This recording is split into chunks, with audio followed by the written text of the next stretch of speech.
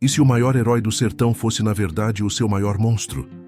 E se a mais bela e icônica história de amor do Brasil nascesse do cano de um rifle e terminasse em um banho de sangue? Para entender a lenda, precisamos ir além do bem e do mal, para uma terra esquecida por Deus e governada pelo sol, o sertão nordestino. Ali, no início do século XX, a vida valia menos que a água. A lei era a do mais forte, a do coronel que mandava em tudo e em todos. Foi nesse caldeirão de poeira e injustiça que um jovem chamado Virgulino Ferreira da Silva viu sua família ser destruída e fez um juramento de vingança. Mas o que começa como um grito por justiça pode facilmente se transformar em um gosto pelo poder. E foi assim que Virgulino morreu, para que nascesse o rei do cangaço, Lampião. Ele não era um bandido comum. Era um estrategista brilhante, um fantasma que se movia pela caatinga como se fosse parte dela. Para os coronéis e grandes fazendeiros, ele era o demônio, a personificação do medo. Seus ataques eram rápidos, brutais e muitas vezes teatrais. Mas para o povo pobre, para os miseráveis do sertão, ele era outra coisa. Um justiceiro, um Robin Hood de chapéu de couro que roubava dos ricos para dar aos pobres, um santo torto que respondia às preces com balas. Mas como um homem que rezava com fervor e escrevia poesias, podia, no dia seguinte, marcar seus inimigos com ferro quente. Lampião era temido, respeitado e, acima de tudo, sozinho. Seu bando era sua única família, um exército de homens endurecidos pela vida. Mas tudo isso estava prestes a mudar. Em uma cidade da Bahia, seus olhos cruzaram com os de Maria Déia, uma mulher casada, presa a uma vida sem emoção. Ela viu nele não um bandido, mas um rei em seu próprio reino.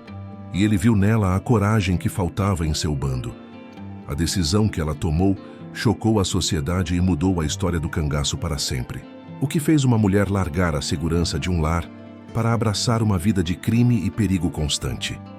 Maria Déia morreu, e em seu lugar nasceu Maria Bonita, a primeira mulher a se juntar ao cangaço. Ela não era apenas a amante do chefe, ela era a rainha.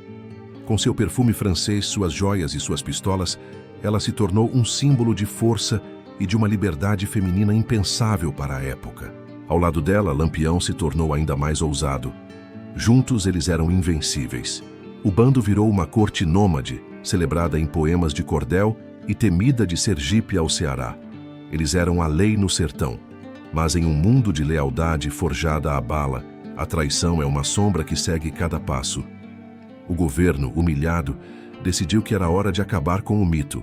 Criaram as volantes, tropas especiais com uma única missão: caçar Lampião, vivo ou morto. A caçada se tornou uma guerra pessoal, uma obsessão. Anos se passaram e o sertão foi manchado de sangue. De um lado, a violência do Estado, do outro, a brutalidade do cangaço.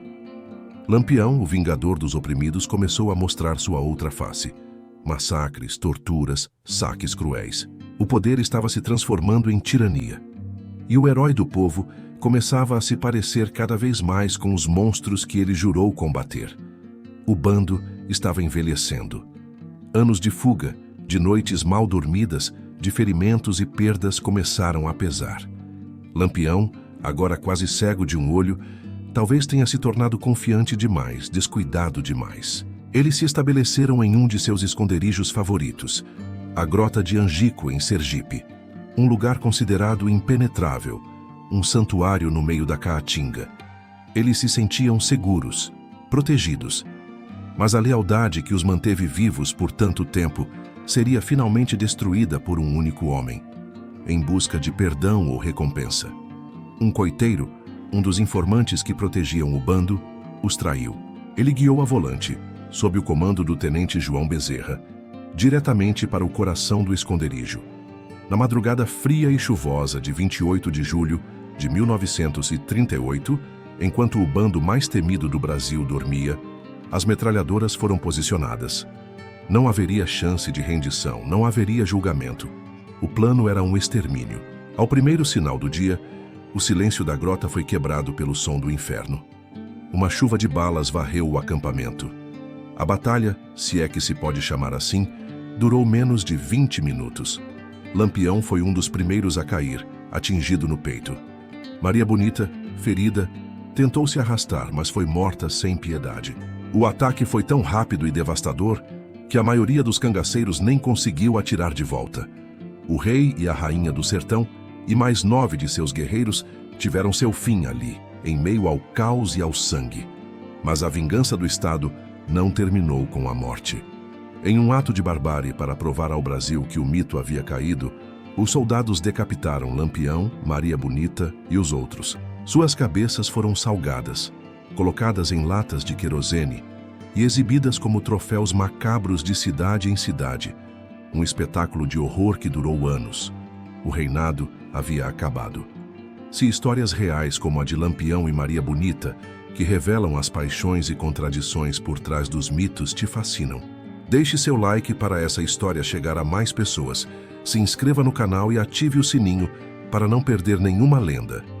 E agora, a pergunta que não quer calar. Na sua opinião, Lampião e Maria Bonita foram heróis do povo ou assassinos cruéis? Deixe sua sentença aqui nos comentários.